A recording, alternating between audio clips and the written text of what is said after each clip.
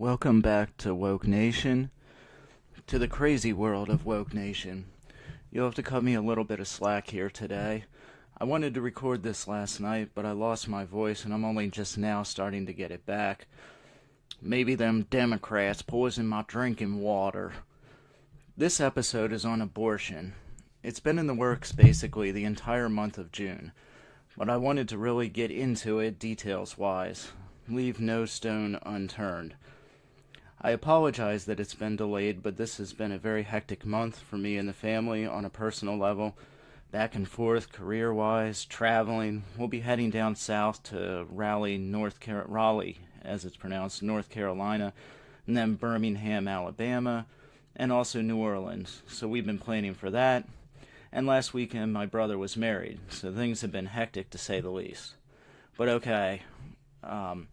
Abortion has been one of the most pivotal dividers between liberals and conservatives ever since Roe v. Wade. That infamous decision in 1973 seemed to rule that the Constitution required states to allow abortion in any form the medical profession deemed safe to the mother.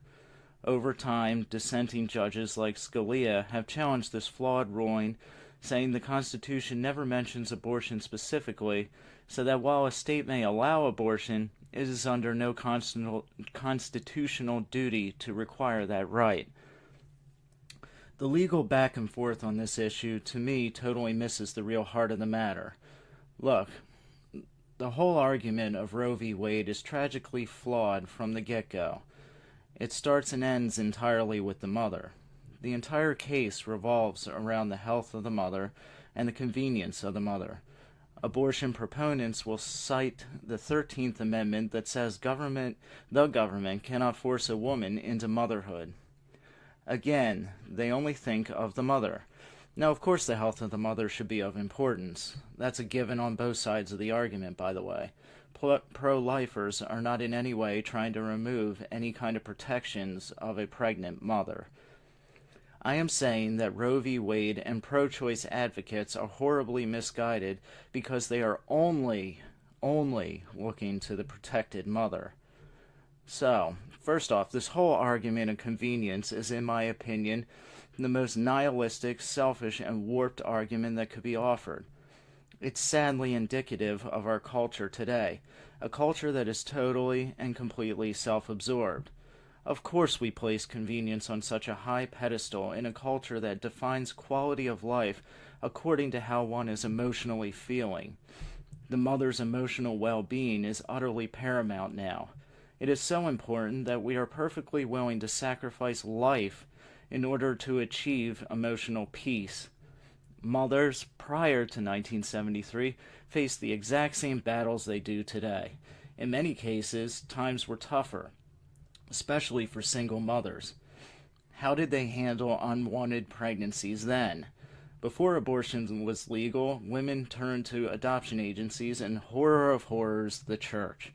Yes, in many cases the church, which at the time, was central to our community and our culture, the community life, and it intervened to assist single mothers. The Catholic Church in particular was not this demented judging agency who tattooed all single mothers with a scarlet letter A and tossed them to the wolves.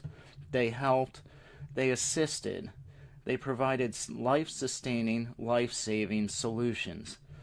Is it any wonder that as the church retreats further and further from our community life, our sanctity of life is cheapened, and the solutions for helping single mothers are lessened? The concept that life is sacred is debased and cast aside in exchange for convenience. Of course, this all rages around the debate over when exactly does life begin. Is it conception? Or is it, as pro-choice advocates will tell you, is it, when a child can breathe on its own? Is it when a child can sustain itself outside the womb? Is it as soon as the child leaves the womb?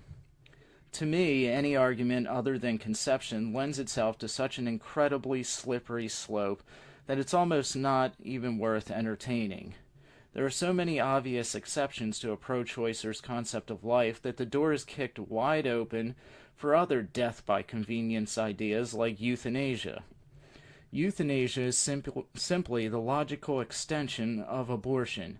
It comes directly from abortion's demonically intense insistence that convenience and choice are paramount and not human life. I don't want to hop off the abortion trail here, but both abortion and euthanasia are a byproduct of evolution, in my opinion. If you think about it, in evolution we are told that we are nothing more than highly evolved animals. There is nothing sacred that separates man from beast. As a side note, this line of reasoning also poses the question of why bestiality is such a bad thing. I mean, if we're all animals, then why is it so wrong when a man sleeps with a horse? Again, if we are animals and life is not sacred, then the importance of life is determined by convenience and emotional well-being, or productivity, rather than that life, in all human form, is a gift from God that should be protected at all costs. It is that sentiment which can be used to answer other misguided attempts to justify abortion. I've often heard pro-choicers say to me, well, what about cases of rape? What about incest? My answer is the same for both. Why should we kill a baby because it is the byproduct of a rape or a case of incest? Yes, both situations are horribly tragic, indescribably tragic, in fact. I can't even fathom the pain a woman goes through in the aftermath of a rape, and how hard it may be to know that the baby she carries is the result of such an incident. But as hard as that is, I still can't accept that it justifies killing a baby who is complicitly innocent in the whole scenario. Pro-choicers say, what about a child that a doctor tells the mother will be born with severe difficulties? Again, a tough one. I never said it's easy choosing life. But in the case of a child that will be born with severe difficulties, it seems to me that this brings us back to the argument of what makes life sacred. Aborting a child that will be severely handicapped seems to me that we are killing this child based off the presumption that life should only be lived if it's productive to society. That's what you're essentially saying when you abort a child because of these difficulties. Or they say, abortion in such cases is an act of mercy. My answer to that is simple. Who gives you the right to make that decision for the child? There have been many people born with disabilities who have gone on to live astonishing lives, who have created artistic wonders. Most famously, there is Helen Keller. You cannot judge value of life off of whether you think it will be productive in society. There are other similar arguments. But briefly, how about a case where a pregnancy is threatening the life of the mother? And again, this is tough. But I think doctors have always had this one right. The medical profession had it right long before Roe v. Wade. Everything should be done to save both lives, but obviously if there's a choice that absolutely has to be made between a child or mother, I think the choice should be left with the mother to make, if at all possible. But at least in this case, the drive, the aim, the all-consuming desire is to save life. The doctors know they are working with two lives. There is that sacred knowledge, that reverence. And even if the mother has to decide in that case to save her own life, then it is the absolute last choice available and done with the utmost respect for life. You cannot convince me, especially after all the evidence that has come out against Planned Parenthood, that there is any kind of reverence or respect for human life in their case, with their abortions. By your fruits you may know them. It is no wonder to me that the report that just came out by Live Action detailing outrageous abuses on the part of Planned Parenthood have come out. Why would it surprise anyone that an organization that profits off murder would be caught trafficking in baby body parts, covering up rapes and underage abortions, refusing to report statutory rape and incest? People have been filmed dumpster diving for aborted fetus body parts behind Planned Parenthood offices. Directors have helped patients cover up their true age so they could legally get an abortion without having to consult a parent who might try to prevent the procedure. Planned Parenthood is a factory of death. I am not trying to be overdramatic or to exaggerate for the sake of attention or for downloads, but Planned Parenthood is similar and is just like Auschwitz, the ultimate killing factory. Interestingly, they treat the bodies of the dead unwanted in similar fashion.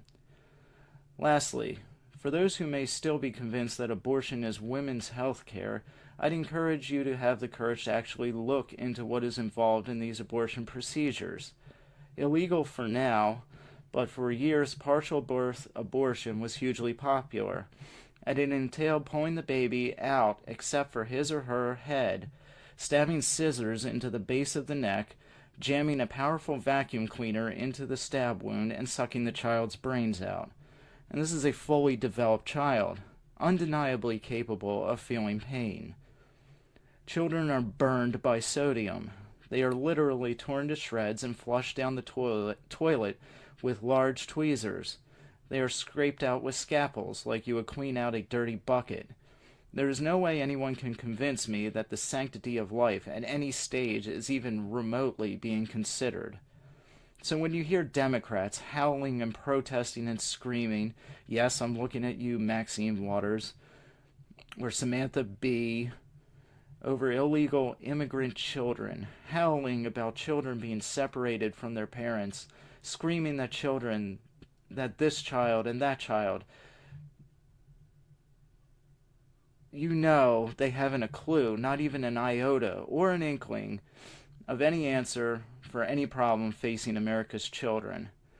It is a broad hypocrisy how they can, in one hand, preside over a factory of death such as Planned Parenthood, and on the other hand, try to put off such an explosion of outrage over illegal immigrant children being separated from their parents at the border as they cross over illegally, and with the evidence available to us that many of these children are being used by these illegal immigrants as scapegoats, as a safe passage in.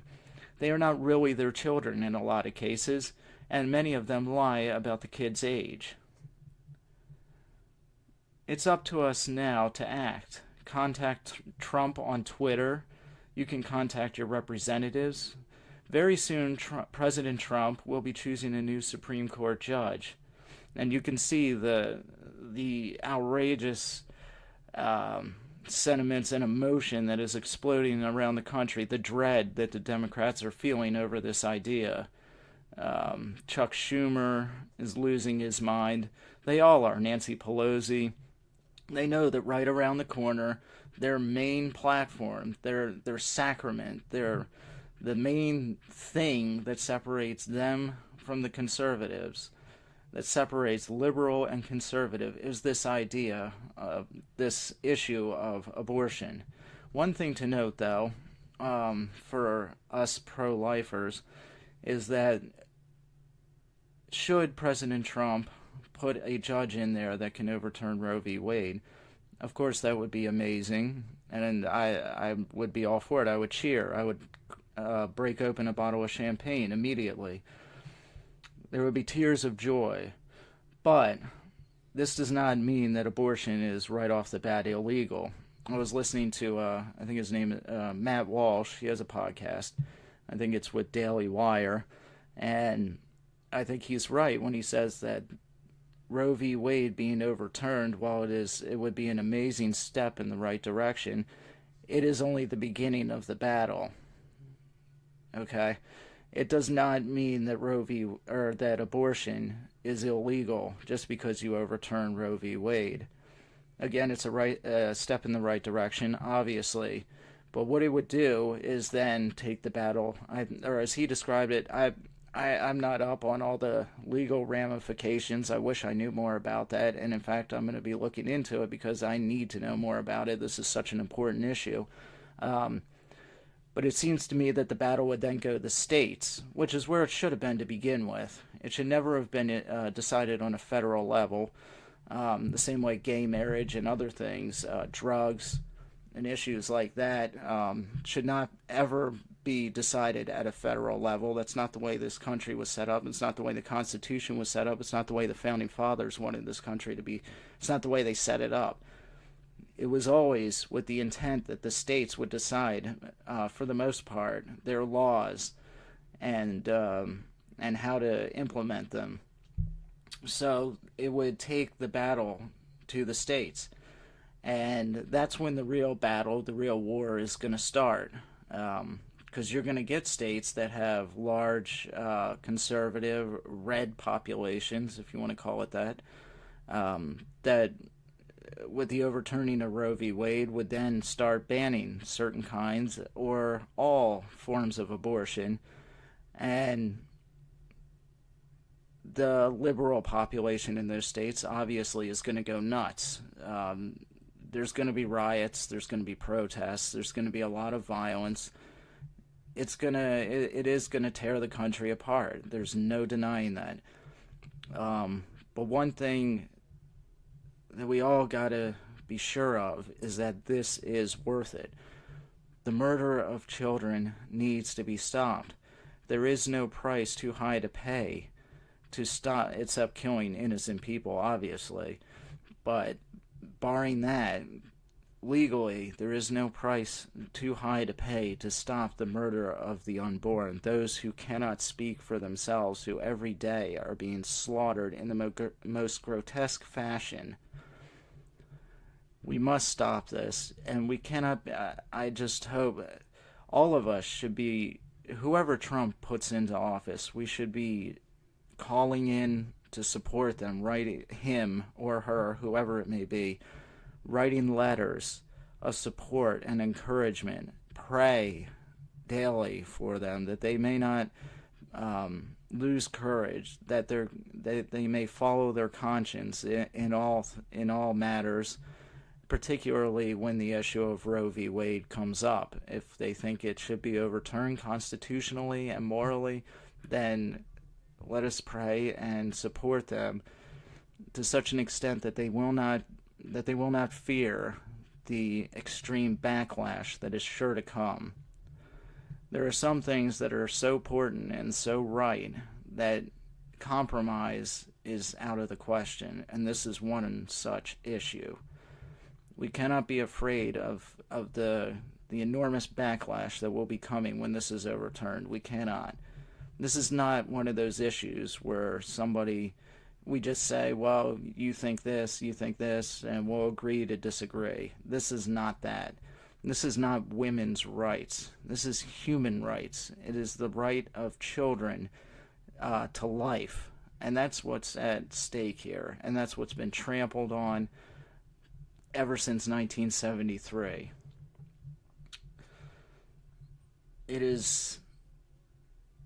I'm encouraged with the way the country's going, obviously.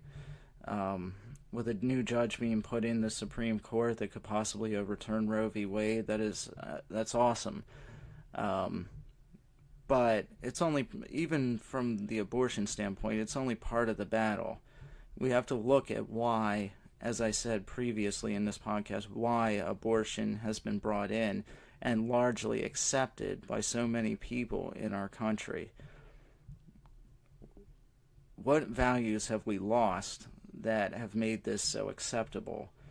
How far have we strayed from truth that have allowed this lie to masquerade as the truth, that have allowed convenience and emotional well-being dictate whether a child can live or not? You can't just expect legal challenges and overturning of legal precedents. You can't expect that to change what's going on in the country.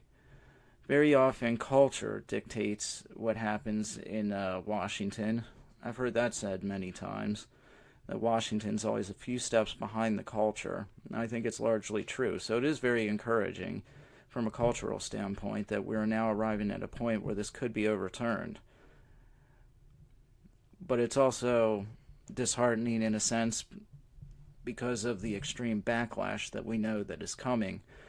And while that shouldn't dissuade us, we should all be aware that this means that there is still a lot of work to be done as far as reinstating and reinstating the Judeo-Christian values that got us to where we are as a nation in Western culture as a whole. They're being challenged on a daily basis. While we're potentially looking at Roe v. Wade maybe being overturned here soon, over in Europe, in Ireland, they just struck down the amendment that banned abortion over there, and the killing of babies is now going to resume or start in Ireland now.